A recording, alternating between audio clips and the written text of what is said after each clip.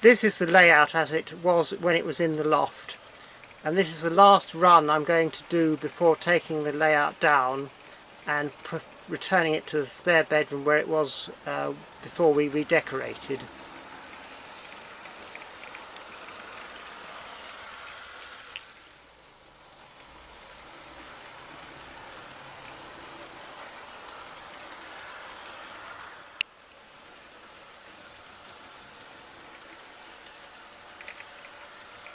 I've only got one train running because in a moment I'm going to dismantle the layout.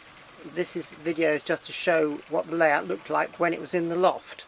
This more general view shows how the layout is situated in the loft.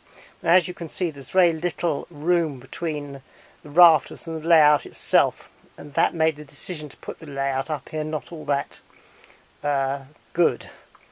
I had considered extending the layout along a bit further. If you look along here, you can see there is quite a bit of space where the layout can actually be extended to, but you know, it would make this storage area inaccessible, so that's another reason I haven't done it. This layout is based upon the Hornby Trakmat layout. This here is the engine shed from the Thomas the Tank Engine range. This is an old Triang locomotive which does work, but it's only DC, and I haven't got round to converting it to DCC. If we go over the other side, we can see here you've got Maithwaite Station, which is as it is depicted on the TrackMat, and here we've got, this is a can we see, this here is a the butcher's shop from the Thomas the Tank's things, and this is a Hornby Scaledale item. These are not Hornby or Scencraft items, they're by another manufacturer. If we look down here, we've got the traditional Hornby signal box, and if we look over in this corner, over there we've got the Hornby Scaledale item, which is based upon Dent Station, which always is a very good model in my opinion, but it doesn't really fit my scenario, which is the Southern Railway. This is a general view of the station area. This is a Hornby Scaledale item, which is based upon Rye Station in East Sussex. That's a Triang canopy, which is slightly different from the Hornby canopies, which are this side. This is not either a Triang item and it is not a Pico item, but it says Crescent, made in England, so I don't know where that came from at all, but it's quite nice signals.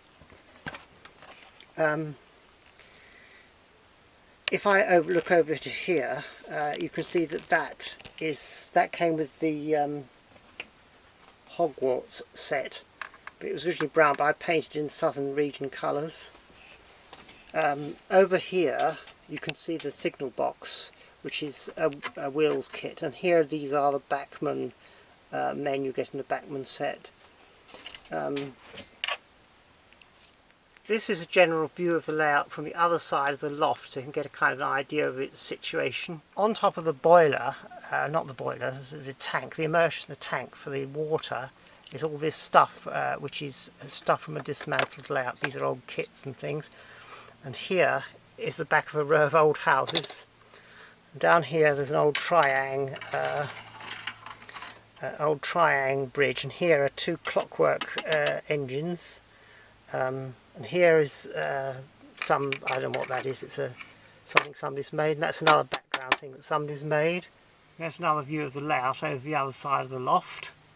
Here on the other side of the loft I've got the Hornby Live Steam set, which features Mallard. Here we've got the Dynamis train set, that was how I acquired my Dynamis in this train set. This is a village train with circular track, 24 inches diameter.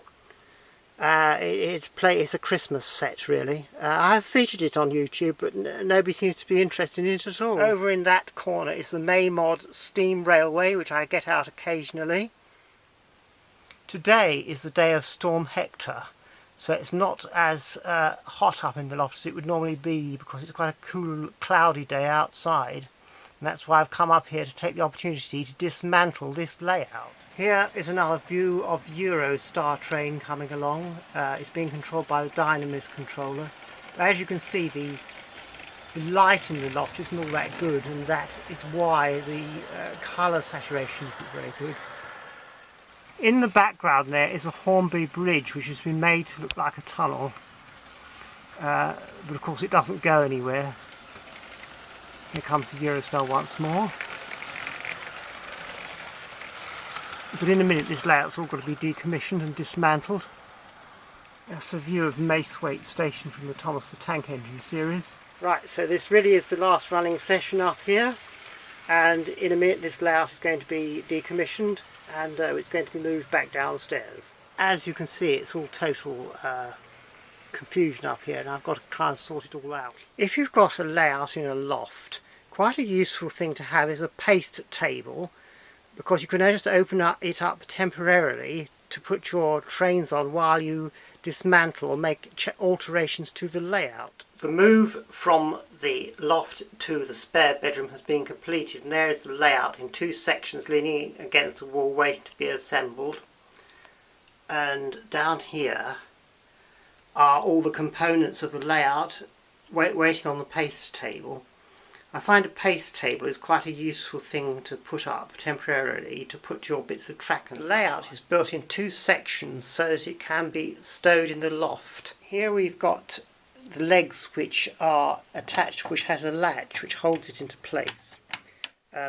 So when I undo this, it should come loose. Yes. That slides down like that, and that clicks into place. So that's the method that works. And at the top, of course, there is another latching leg which I can open up as well.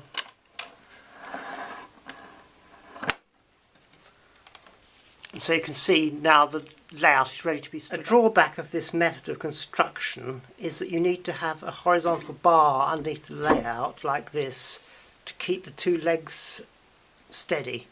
But it's not a very difficult problem. I can just put a screw in here like this.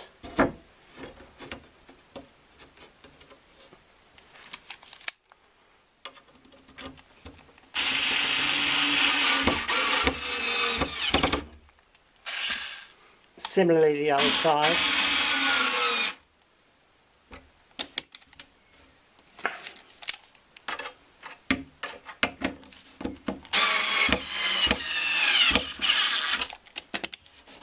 I've now got both boards in place, so the thing to do now is to secure the second side of the layout underneath as I did with the first part. The two sides of the layout are held in place with 4 bolts, which I'm now going to fit. Here the bolt goes in underneath the layout.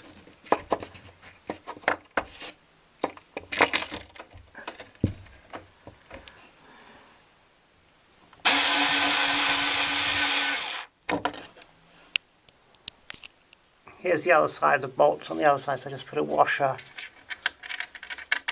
on there. A nut. Ooh. And we just wind this all together.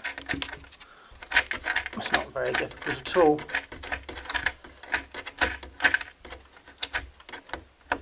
It's the next bolt going in. And the next bolt.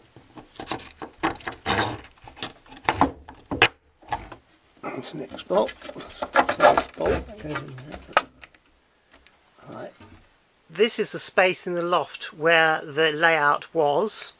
And the reason I've come up here is I showed you 4 bolts, but in fact the layout has 5 bolts.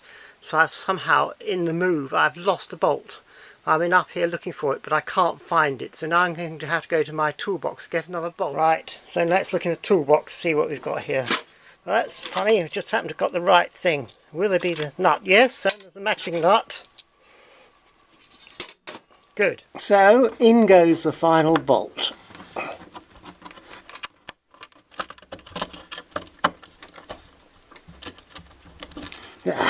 let's give that a helping hand. Aha, that's got it. So there's not...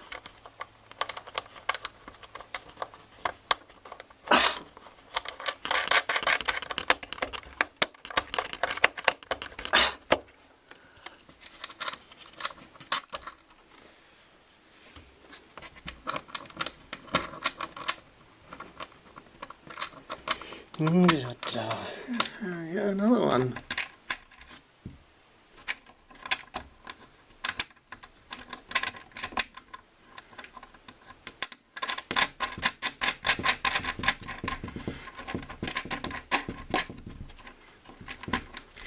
You probably can't see in this light, but here there's a strengthening piece. This is the piece of batten that forms the middle section of the layout, but here is another piece of wood to strengthen this connect. This is the last one to go on, so just put that on there.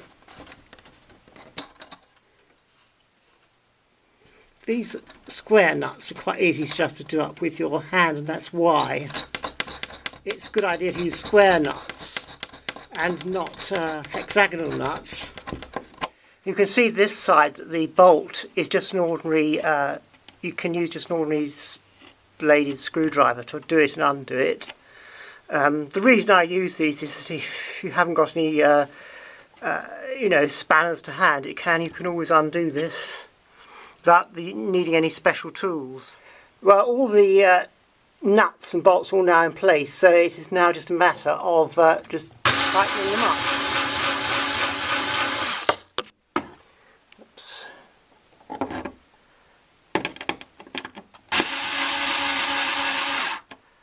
And so on.